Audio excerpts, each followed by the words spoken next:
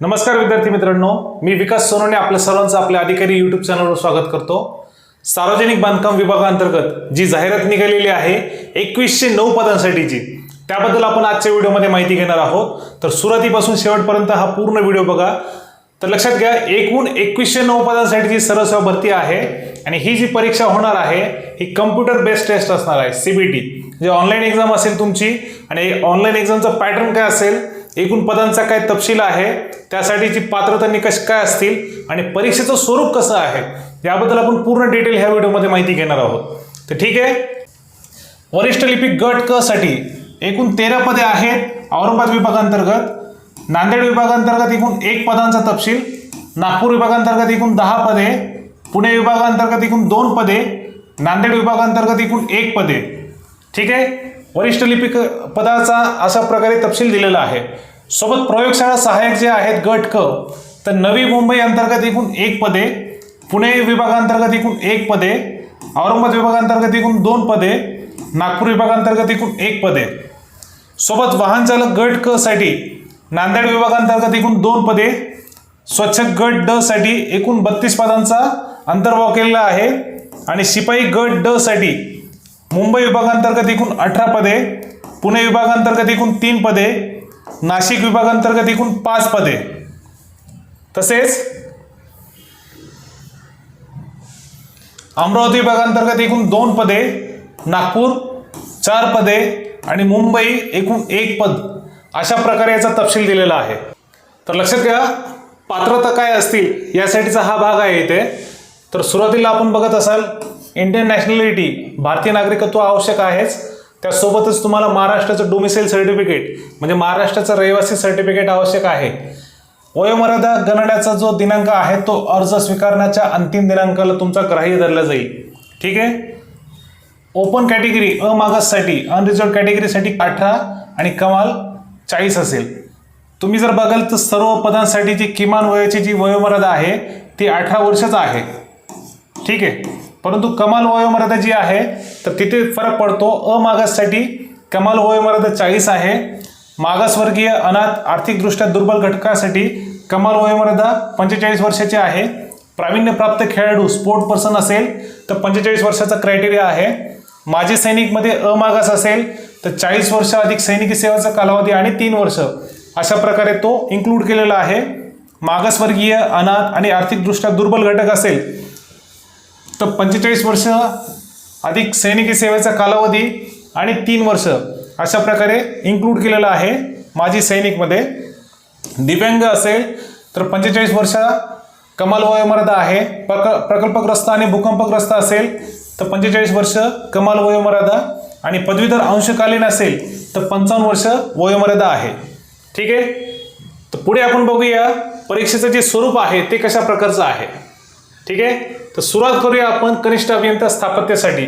तर लक्षात घ्या, एकूण प्रश्न 100 आहेत आणि त्याला गुण आहेत 200 आणि प्रश्नपत्रिकाचं जे स्वरूप आहे, एकूण जो वेळ आहे तो 90 मिनिटाचा आहे।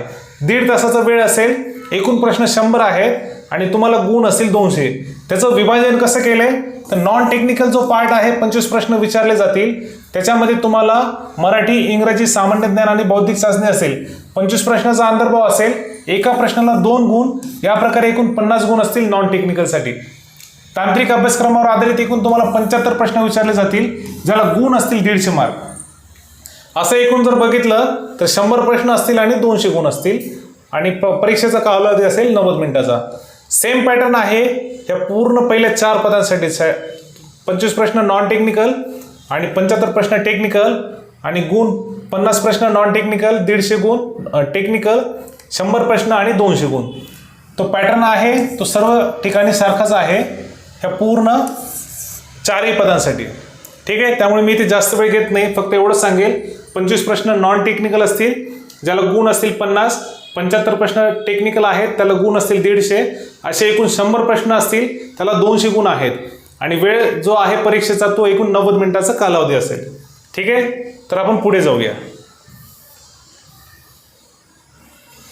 इथे आपण बघाल तर लघुलेखक उच्च श्रेणी, लघुलेखक निम्न श्रेणी यासाठीचा जो पॅटर्न आहे तो सारखा आहे। ठीक आहे, त्या दोन्ही पदांसाठीचा जो क्रायटेरिया आहे सारखा आहे। मराठीसाठी एकूण 15 प्रश्न 30 गुण, इंग्रजीसाठी 15 प्रश्न 30 गुण, सामान्य ज्ञानासाठी 15 प्रश्न 30 गुण, बौद्धिक चाचणीसाठी 15 प्रश्न 30 गुण, अशा प्रकारे एकूण 60 प्रश्न असतील आणि त्याला 120 गुण इकडचे कुठले पहिले 4 पार्टचे, आणि व्यावसायिक परीक्षा असेल 80 गुणांची, तर हे 80 गुण आणि 120 गुण असे टोटल झाले हे 200 मार्क. ठीक आहे, पहिले 60 प्रश्न त्याला 120 मार्क आणि व्यावसायिक परीक्षा असेल 80 गुणांची, असा एकूण 200 गुणांचा अंतर्भाव असेल. सोबत सेम लघुलेखक निम्न श्रेणीसाठी पण तोच पाठ असेल. एकूण 60 प्रश्न असतील ज्याला गुण असतील 120 अधिक तुमची 80 मार्काची व्यावसायिक चाचणी, असा एकूण 200 गुणांचा अंतर्भाव. यासाठीचा जो परीक्षेचा कालावधी आहे तुमचा तो 45 मिनिटाचा असेल. उद्यान पर्यवेक्षक यासाठी बघाल आपण तर नॉन टेक्निकलचा जो पार्ट आहे 25 प्रश्न, त्याला गुण आहेत एकूण 50 प्रश्न, 75 प्रश्न टेक्निकल आहेत त्याला गुण आहेत 150, असा एकूण 100 प्रश्नाचा अंतर्भाव, त्याला 200 गुण असतील आणि वेळ जो आहे तो 90 मिनिटाचा आहे.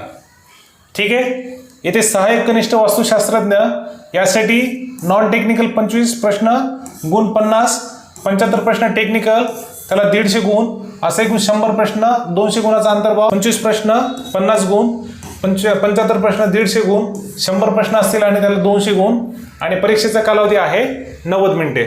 आणि इथे जर तुम्हाला दिलेलं आहे की जवळपास प्रत्येक जे 4 घटक आहेत त्या प्रत्येक 4 घटकावर प्रत्येकी 6 प्रश्न विचारले जातील असं त्यांनी विश्लेषण केले. 6 चौक 24, एखादा प्रश्न ॲडिशनमध्ये कुठल्या तरी एका घटकाचा असेल. वरिष्ठ लिपिक साठी इंग्रजी, मराठी, सामान्य ज्ञान आणि बौद्धिक चाचणी प्रत्येकाचे एकूण 25-25 प्रश्न असतील, त्याला गुण असतील 50-50, असे एकूण 100 प्रश्न असतील आणि त्याला गुण असतील 200, आणि जो परीक्षेचा कालावधी आहे तो 90 मिनिटाचा आहे.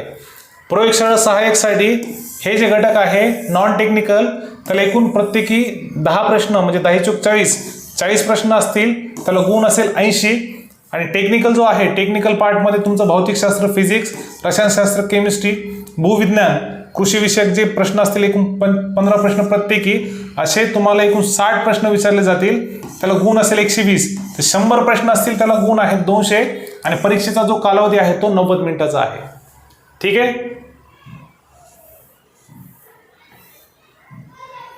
वाहन चालक, तर इथे बघा वाहन चालकसाठी तोच पॅटर्न आहे जो आपण सुरुवातीला बघितला होता, की ज्यामध्ये तुम्हाला हे जे 4 घटक आहेत तर प्रत्येक घटकाला 15 प्रश्न आहेत ज्याला गुण आहेत 30, असे 15 चौक 60 प्रश्न असतील ह्या इतर घटकावर, आणि 80 गुणांची तुमची असेल व्यावसायिक चाचणी. पहिले 60 प्रश्नांचे एकूण 120 मार्क आणि हे 80 मार्क व्यावसायिक चाचणीचे, असा एकूण 200 मार्काचा अंतर्भाव असेल.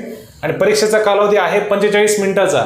लक्षात घ्या, स्वच्छक असेल त्याला मराठी, इंग्लिश, सामान्य ज्ञान, बौद्धिक चाचणी प्रत्येकी प्रश्न 25, गुण असेल 50, आणि असे एकूण 25 चौक 100 प्रश्न असतील आणि गुण असेल एकूण 200, आणि परीक्षेचा जो कालावधी आहे तो 90 मिनिटाचा आहे. ठीक आहे, तर लक्षात घ्या. शेवटचा जो आहे शिपाई, यासाठी पण तोच पॅटर्न आहे जो इथे आहे. 25 प्रश्न प्रत्येकी, एकूण 4 विषय मराठी, इंग्रजी, सामान्य ज्ञान आणि बौद्धिक चाचणी, 100 प्रश्न असतील ज्याला गुण आहे 200, आणि परीक्षेचा कालावधी आहे 90 मिनिटाचा. ठीक आहे, तर पुढे जाऊया आपण.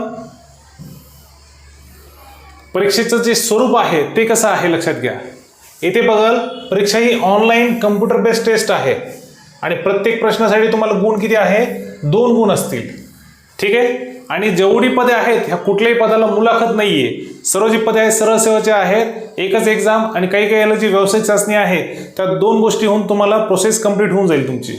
ठीक आहे, तर तुम्हाला किमान याच्यामध्ये जे मार्किंग आहे ते किती रिक्वायर्ड आहे, तर इथे तुम्हाला दिलेलं आहे की किमान तुम्हाला 45% गुण घेणं आवश्यक आहे यादीमध्ये येण्यासाठी. ठीक आहे, 45% गुण जर तुम्ही घ्याल तर तुमचा त्याच्यानुसार गुणवत्ता यादीमध्ये अंतर्भाव केला जाईल. ठीक आहे, जर 45% पेक्षा कमी असतील तर तुमचा अंतर्भाव केला जाणार नाही. आणि तुमच्या ज्या काही हरकती असतील त्या हरकती तुम्हाला परीक्षेच्या समाप्तीच्या दिनांकापासून 7 दिवसाच्या आत तुम्हाला पाठवायच्या आहेत, आणि त्याच्यासाठीचं शुल्क किती असेल तर 100 रुपये प्रति प्रश्न, एका प्रश्नासाठी 100 रुपये असेल. अशा प्रकारचं तुम्हाला हरकत घेता येईल. ठीक आहे, आणि लक्षात घ्या हे जे पेपर आहेत हे शिफ्टमध्ये होणार आहेत. हे जे एक्झाम आहे ही वेगवेगळ्या सत्रामध्ये होणार आहे, एकापेक्षा जास्त सत्रात एक्झाम होणार आहे. त्यामुळे याचं जे आहे नॉर्मलायझेशनच्या फॉर्म्युल्यानुसार नॉर्मलायझेशन होणार आहे.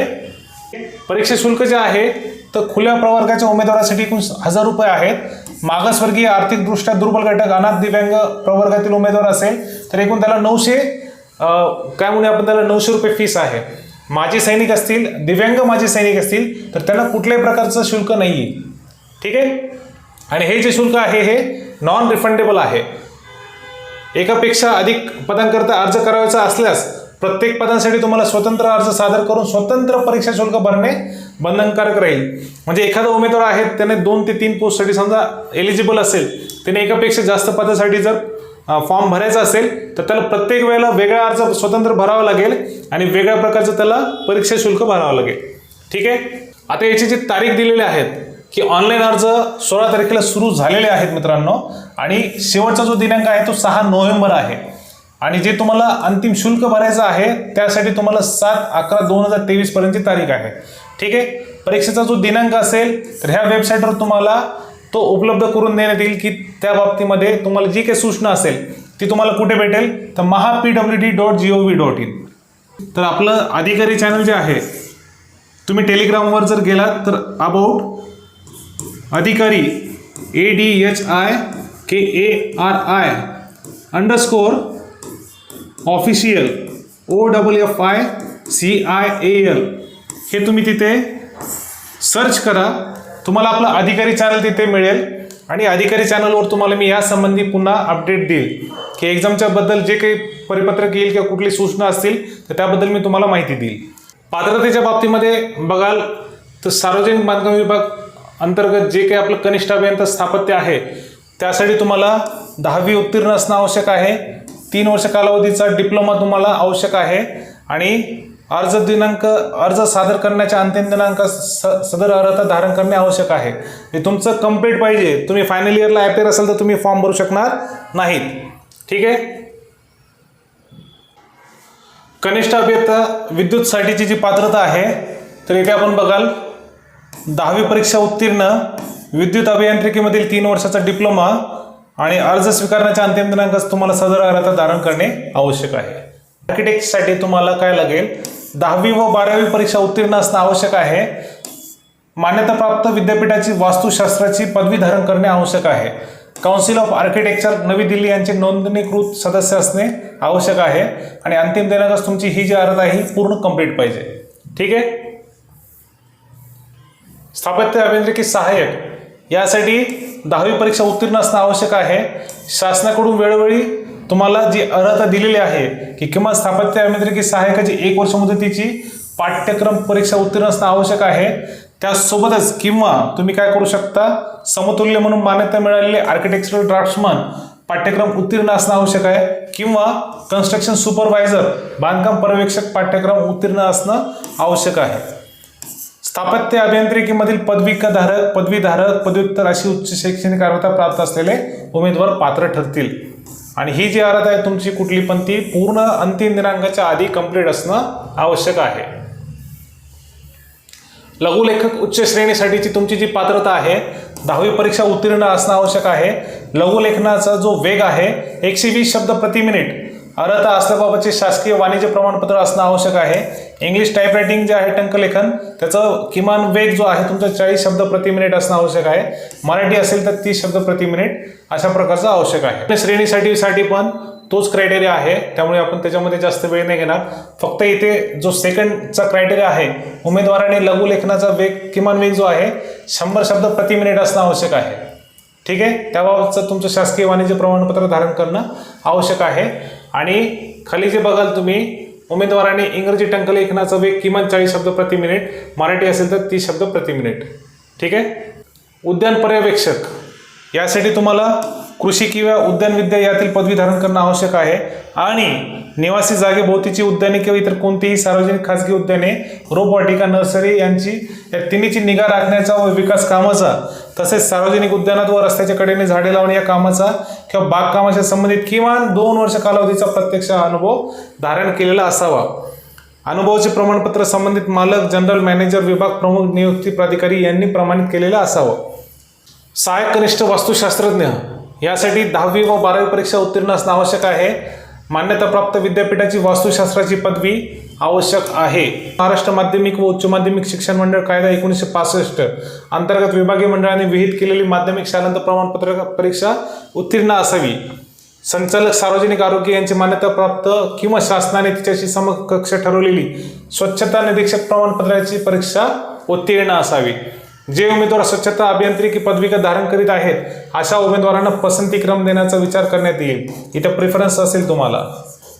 ठीक आहे. पोटकलम 2 आणि 3 मध्ये ही जी 2 पोटकलम आहेत यामध्ये नमूद केलेली शैक्षणिक अर्हता धारण करणारे आणि वर्ग 4च्या कर्मचाऱ्यांना कार्यमग्न ठेवून स्वच्छतेची कामे करून घेण्याचा अनुभव 5 वर्षापेक्षा कमी नाही असे उमेदवार पात्र असतील. वरिष्ठ लिपिक गट क साठी 10वी परीक्षा उत्तीर्ण असणं आवश्यक आहे. मान्यताप्राप्त विद्यापीठाच्या कोणत्याही शाखेचा जो पदवीधर असेल तो इथे पात्र आहे, लक्षात घ्या. त्यामुळे तुमचं कुठल्याही याच्यामध्ये जर ग्रॅज्युएशन झालं असेल तर तुम्ही याला क्वालिफाईड आहात. प्रयोगशाळा सहाय्यक गट क साठी 10वी परीक्षा उत्तीर्ण असणं आवश्यक आहे. विज्ञान शाखेतील पदवीधर रसायनशास्त्र हा प्रमुख विषय घेऊन किंवा कृषी शाखेतील पदवीधर आवश्यक आहे. वाहन चालक गट क साठी 10वी परीक्षा उत्तीर्ण. मोटार वाहन अधिनियम 1988 अंतर्गत सक्षम अनुज्ञात प्राधिकारी यांनी दिलेले हलके मोटर वाहन light motor vehicle LMV light motor vehicle किंवा मध्यम प्रवासी वाहन तुम्हाला ट्रान्सपोर्ट व्हेकल किंवा जड प्रवासी वाहन म्हणजे हेवी व्हेकल लायसन्स तुमचं चालवण्याचा परवाना धारण केलेला असावा. शासकीय निमशासकीय किंवा खाजगी संस्थेमध्ये हलके मोटर वाहन मध्यम प्रवासी वाहन जड प्रवासी वाहन चालवण्याचा 3 वर्षाहून कमी नाही इतक्या कालावधीचा अनुभव आवश्यक आहे. ज्यांचा वाहन चालवण्याचा स्वच्छ अभिलेख आहे, ज्यांच्याकडे चांगली शारीरिक क्षमता असावी असे पण याच्यासाठी पात्र आहेत. स्वच्छक यासाठी शासनाने इतर समतुल्य व सक्षम प्राधिकाऱ्याने मान्यता दिलेल्या इयत्ता 7वी मधून बढती दिलेली असावी. शिपाईसाठी 10वी परीक्षा उत्तीर्ण असणं आवश्यक आहे. मला वाटते भरपूर गोष्टी क्लिअर झाल्या असतील आपल्या याच्यात. तरी पण तुम्हाला काही गोष्टी अडचण आली तर नक्कीच तुम्ही मला टेलिग्रामवर माझ्या ID वर संपर्क करू शकता. माझा ID जर तुम्हाला माहिती नसेल तर इथे मी माझा ID देतो. ठीक आहे. @अधिकारी_official ओनर ह्या ID वर तुम्ही मला संपर्क करू शकता. तर व्हिडिओ जर तुम्हाला आवडला असेल तर नक्कीच लाईक करा, सबस्क्राईब करा आणि शेअर करा. थँक्यू.